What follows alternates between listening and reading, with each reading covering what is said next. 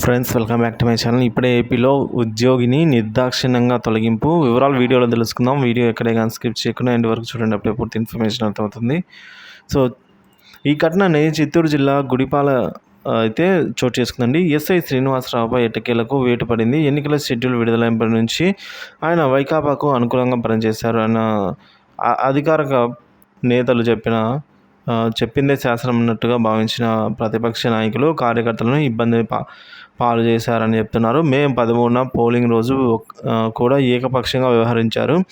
గుడిపాల మండలం కేంద్రంలోని ఓ పోలింగ్ బూత్లో వైకాపా ఏజెంట్ కూర్చున్న సిలంబరసన్ ఫ్యాన్కు ఓటేయాలని అయితే ఓటర్ను సూచించారు. దీనిపై తెదేపా ఏజెంట్లు అభ్యంతరం చెప్పినా కూడా వినలేదు. ఇరువురి మధ్య వాగ్వాదం జరిగింది.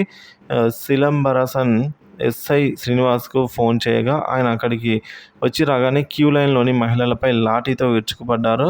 సో తిరగబడిన ఓటర్లు ఎస్ఐని వెంటనే సస్పెండ్ చేయాలని అయితే ఆయన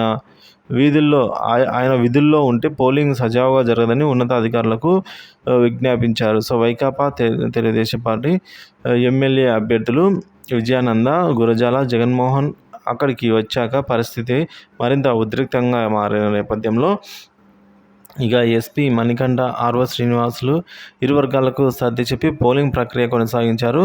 ఇక ఎస్ఐ అత్యుత్సాహం వల్లే ఈ ఘటన జరిగిందని ఎన్నికల సంఘానికి పోలీసు ఉన్నతాధికారి నివేదికలు వెళ్ళాయి.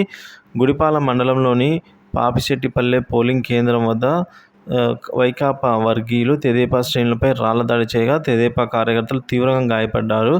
సో పేయనపల్లె 197 రామాపురం పోలింగ్ కేంద్రాల్లోనూ ఘర్షణలు జరిగాయి. ఈ నేపథ్యంలో కూడా ఎస్ఐపై అప్పుడే చర్యలు తీసుకోవాల్సి ఉండగా 20 రోజుల తర్వాత స్పందించి శ్రీనివాసరావుపై ఆదివారం సస్పెన్షన్ వేటైతే వేశారు. అంతకుముందు ఎస్ఐ 2 నెలలకే బదిలీ. సో ఈ ఏడాది జనవరిలో గుడిపాల ఎస్ఐగా రామ్మోహన్ బాధ్యతలు చేపట్టారు.